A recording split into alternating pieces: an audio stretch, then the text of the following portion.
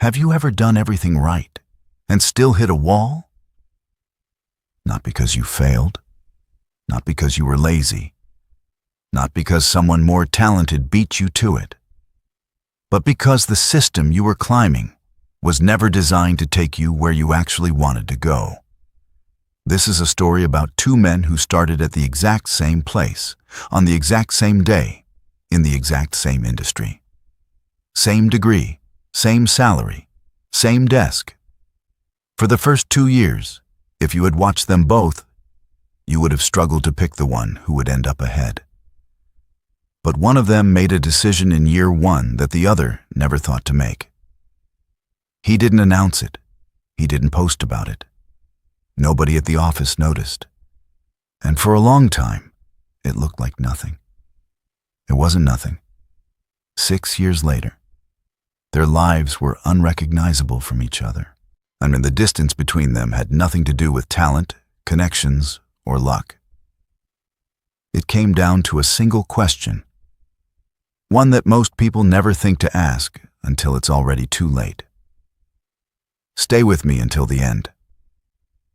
Because when you finally hear that question and understand what it actually costs not to ask it, you won't be able to unsee it, and you'll know exactly which one of these men you've been.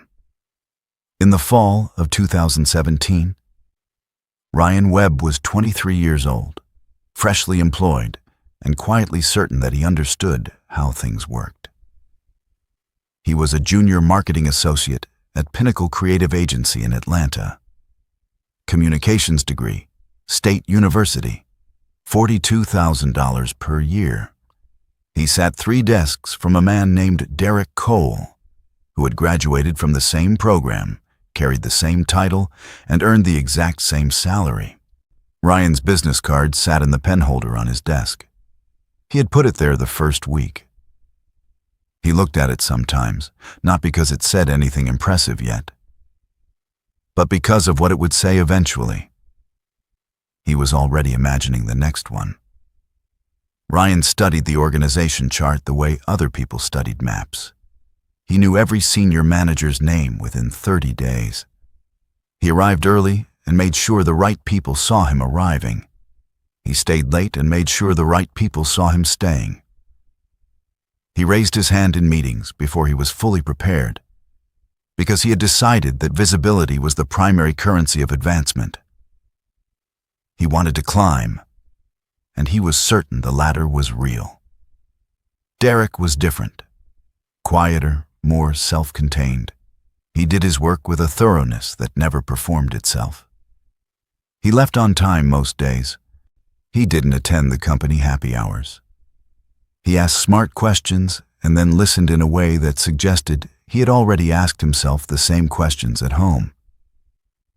What Ryan did not know, what no one at Pinnacle knew, was what Derek was doing with those evenings. He was building something. Carefully, incrementally, invisibly. And the gap between the two men had already begun to open. It just had no number attached to it yet. By year 2, both men were performing well. Both received the same promotion, marketing associate. Both received the same raise, $5,000. Ryan posted on LinkedIn. His former professors congratulated him. He felt, in the particular way that early promotions produce, like the system was working. Derek said almost nothing publicly, and what Derek didn't mention, because no one at Pinnacle thought to ask, was that his income outside Pinnacle had reached $1,800 per month. 7 small business clients. He was managing their social media, running their ads, writing their email newsletters. He had also launched a personal brand account where he posted marketing advice for small business owners. It had 2,200 followers, none of whom worked at Pinnacle. Derek reinvested almost everything: online courses, better software, a design subscription. He was building slowly and with great patience something that had his name on the deed. Ryan was focused on year 3. A senior associate position was opening. He began angling for it immediately. Coffees with directors, visibility on high-profile projects, a Saturday spent finishing a pitch deck no one had assigned him. And he made sure his name was in every relevant conversation. He got the role. Senior Marketing Associate, $56,000. A slightly larger desk. His name on a slightly more impressive email signature. Ryan felt for the first time like he was flying. He did not look down. Year 4 is when the divergence became structural, though neither man could see it from where they stood. Ryan was managing 2 junior team members. His work was respected. He was exactly where the traditional career path said he should be. He was also, for the first time, doing arithmetic he had avoided. He laid the ladder out on paper one evening. Marketing manager, $68,000 to $74,000. Director, $90,000 to $105,000. Above that, a single VP position, currently occupied by someone with no intention of moving. He looked at the top of the ladder for a long time, and the ceiling was not as far away as he had imagined, and it was lower.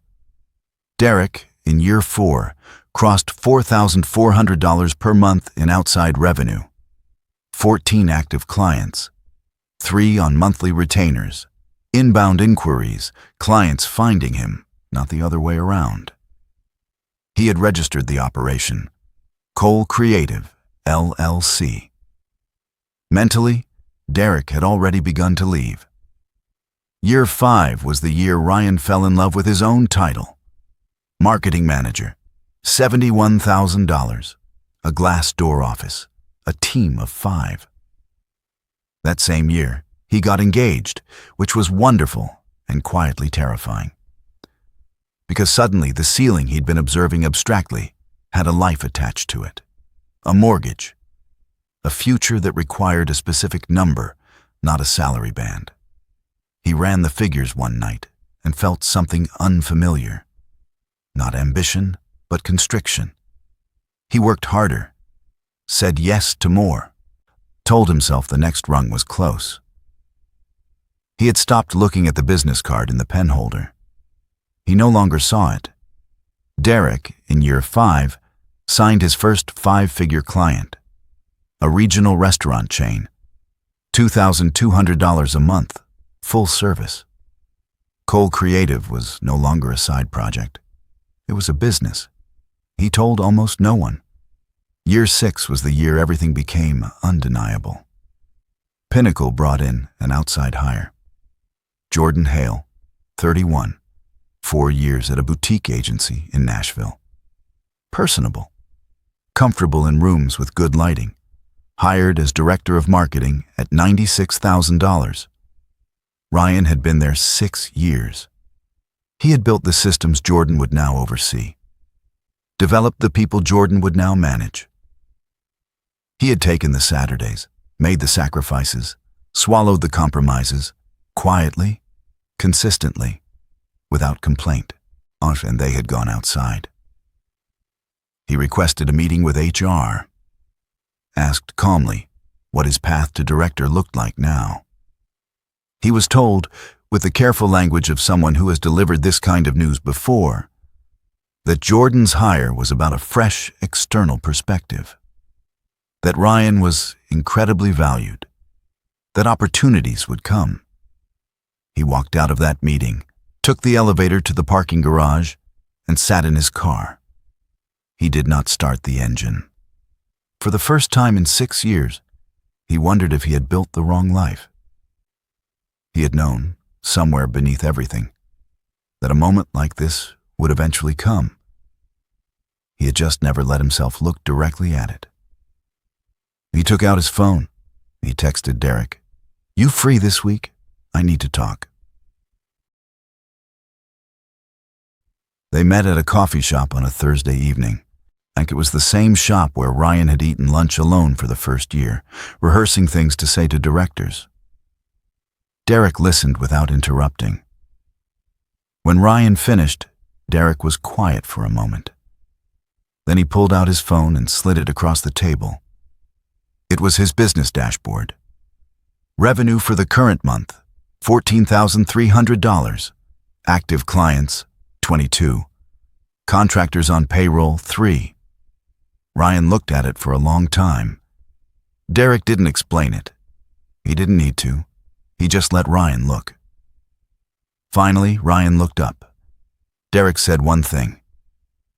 "You were their engine, Ryan. Engines don't get moved to the front of the car." Ryan sat with that for a long moment. Then he asked Derek to tell him how he had started. What Derek described that evening was not a system or a method. It was a different question. Not how do I climb higher, but who owns the ceiling I'm climbing toward? Every skill Ryan had built at Pinnacle, every client relationship, every process, every late Saturday, had increased Pinnacle's value. The moment they decided someone else was more useful for their next chapter, everything Ryan had deposited into that account was inaccessible to him. Derek had been making the same deposits, but into his own account. There was no restructuring it away from him. No outside hire who could step above him. No HR conversation that could reset his clock. He controlled the ceiling, which meant, in any meaningful sense, there wasn't one. Ryan did not quit the next morning. He stayed at Pinnacle for 8 more months, not out of loyalty, out of calculation.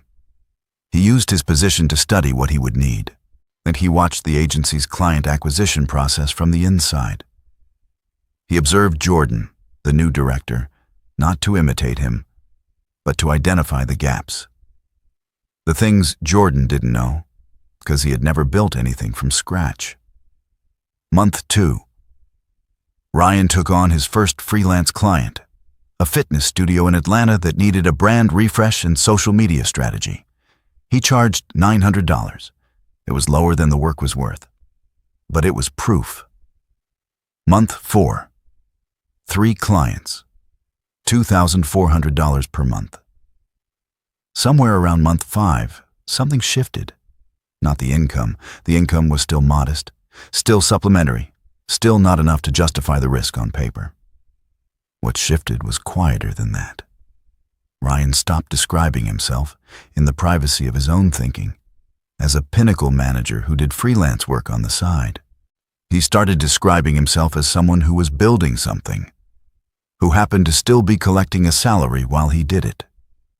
The order of those two things had reversed. Nothing about his schedule changed. Everything about his direction did. Month 7. 6 clients, $5,100 per month. Month 8. A conversation with Derek about merging their operations. Month 9. Ryan walked into Pinnacle and handed in his resignation. Jordan, the man hired above him, shook his hand, said the company would be sorry to lose him. Ryan said he appreciated everything Pinnacle had taught him. He meant it. He picked up his business card from the pen holder on his desk. He held it for a moment. Then he left it on the desk. He didn't need it anymore. The next one already existed. 3 years after leaving Pinnacle, Ryan Webb is a partner at Webb Cole Creative, a boutique digital marketing agency with 40 active clients across fitness, hospitality, and professional services. Annual agency revenue, $620,000. Ryan's personal income, $190,000. He works from a home office 2 days a week. He sets his own vacation schedule. He raises his rates when his value increases because there is no salary band to approve it. He and his wife bought a house last year without panic, without stretching, without praying the inspection wouldn't uncover anything expensive.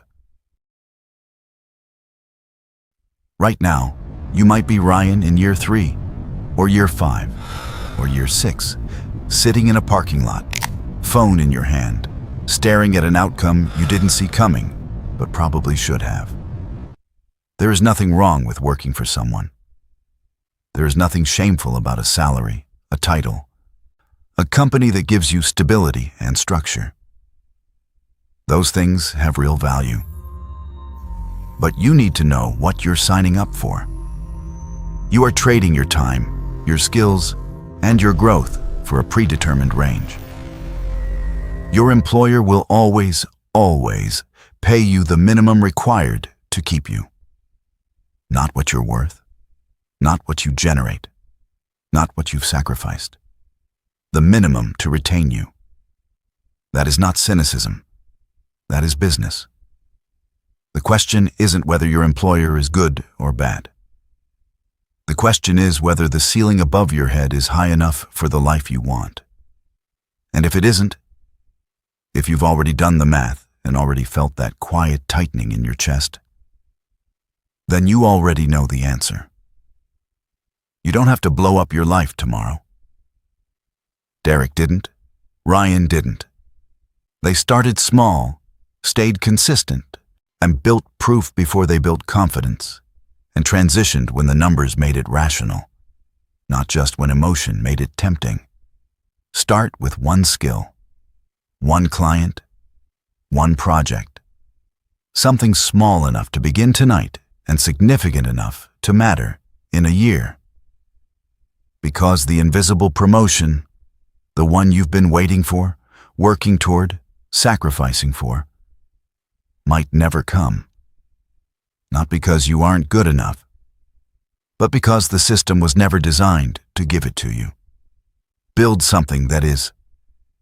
If this story opened your eyes, hit that like button right now as your first act of commitment. Drop a comment below. Are you Ryan or Derek right now? Climbing someone else's ladder or building your own staircase? Be honest. Let's see where everyone is. And share this with someone who's been at the same company for years, on working hard, waiting for their moment. They need to see this today. The ladder is real. The ceiling is real. But so is the open sky, and it's closer than you think.